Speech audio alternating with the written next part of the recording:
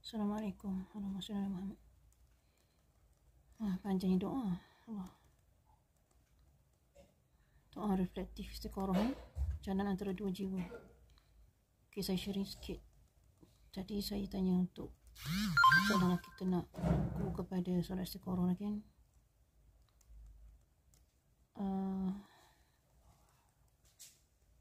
Untuk mohon petunjuk daripada Allah tentang hal 7 hubungan dengan sahabat hati, maka solat istiqorah memang cara yang paling lembut dan tepat lah. Ia bukan semata untuk memilih ya atau tidak, tapi lebih kepada menyerahkan keputusan hati kepada Allah agar ditunjukkan jalan yang membawa ketenangan, keberkatan dan kebenaran. Okey, sahaja aku solat istiqorah 2 rakaat kerana Allah Ta'ala. Al-Fatihah Al-Kafirun, Al-Fatihah Al-Ikhlas dan doa istiqorah. Saya baca maksud Ya Allah, sesungguhnya aku memohon pilihan yang baik daripadamu dengan ilmumu, dan aku memohon kekuatan dengan kekuasaanmu. Aku mohon engkau menentukan bagi aku perkara yang terbaik dengan limpahan kurniamu yang agung. Ya Allah, sekiranya hubungan ini, sebut nama sahabat dalam hati, baik untuk agamaku, kehidupanku dan kesudahan urusanku, maka tetapkanlah dan permudahkanlah.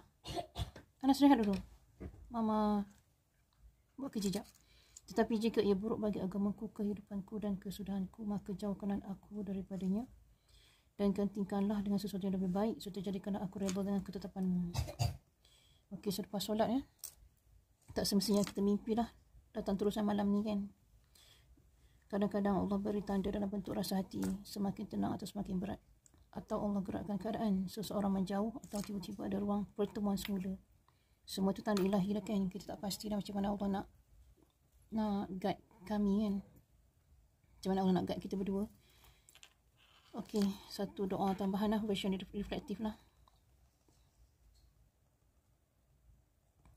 Saya baca sikit selebihnya nanti kita akan sama-sama baca nanti bila siar saya pun siap insyaAllah kan. Mainkan doa kan, saya pun tak pasti tentang kelahiran ni kan. Ya Allah, Tuhan yang membolak-balikkan hati, dalam sujud ini aku serahkan rahsia-rahsia yang kau titipkan. Jika persahabatan ini adalah jalan menujumu, maka lembutkanlah hati kami dengan zikir cinta yang engkau redai. Tetapi jika rahsia ini hanya ujian untuk mendewasakan jiwa, maka pisahkanlah kami dengan tenang.